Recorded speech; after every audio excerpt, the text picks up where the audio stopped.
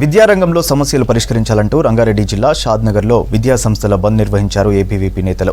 ప్రభుత్వ, ప్రైవేటు స్కూళ్లను మూసివేశారు. ప్రభుత్వ స్కూళ్లలో కనీస సౌకర్యాలు లేవన్నారు ఏబీవీపీ నేతలు.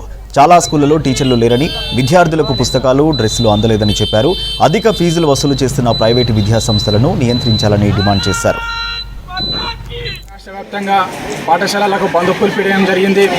ఈరోజు ఏబీవీపీ డిమాండ్ ఈరోజు ప్రైవేటు పాఠశాలలో జరుగుతున్నటువంటి ఈరోజు ఫీజు ఒక దందా నడుస్తూ ఉంది. బుక్స్ కానీ, యూనిఫామ్స్ కానీ అదే పాఠశాలలో పెట్టి ఒక వ్యాపారం చేస్తూ ఉన్నారు.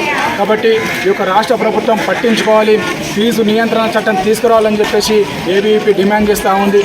ప్రభుత్వ పాఠశాలలో మౌలిక వసతులు లేక ఇబ్బందికి గురవుతూ ఉన్నారు. ఈరోజు బుక్స్ కానీ, యూనిఫామ్స్ కానీ, ఈరోజు సరైన గదులు లేక, ఈరోజు ఉపాధ్యాయులు లేక, మూత్రశాలలు లేక ఈరోజు ప్రభుత్వ పాఠశాలలో ఇబ్బంది గురవుతూ ఉన్నారు. కాబట్టి ఈ యొక్క రాష్ట్ర ప్రభుత్వం వెంటనే ఈరోజు ప్రభుత్వ పాఠశాలలో మౌలిక వసతులు కల్పించాలని చెప్పేసి, అదేవిధంగా ఫీజు నియంత్రణ చట్టం ఈరోజు ఒక దందాగా నడుస్తున్న ఈ యొక్క కార్పొరేట్ వ్యవస్థ పైన, ఈరోజు ప్రైవేటు స్కూళ్ళ పైన ఈరోజు గవర్నమెంట్ చర్యలు తీసుకోవాలి. ఎందుకు ఈరోజు ప్రైవేటు పాఠశాలలో దందా ఈ యొక్క రాష్ట్ర ప్రభుత్వానికి కనిపిస్తలేదని చెప్పేసి అఖిలభారతీయ విద్యార్థి పరిషత్ నుంచి డిమాండ్ చేస్తూ ఉన్నాం.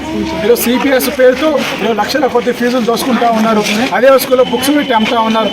ఎందుకు ఈరోజు మండల అధికారులు కానీ, జిల్లా అధికారులు కానీ, ఒక రాష్ట్ర ప్రభుత్వం కానీ, ఎందుకు విద్యాశాఖ మంత్రి గారు కానీ ఎందుకు స్పందించట్లేదని మేము అడుగుతా ఉన్నాం. కాబట్టి ఈరోజు ఫీజు నియంత్రణ చట్టం తీసుకురావాలని చెప్పేసి, అదేవిధంగా ప్రభుత్వ పాఠశాలల్లో మౌలిక వసతులు కల్పించాలని చెప్పేసి అఖిలభారతీయ విద్యార్థి పరిషత్ నుంచి మేము డిమాండ్ చేస్తూ ఉన్నాం.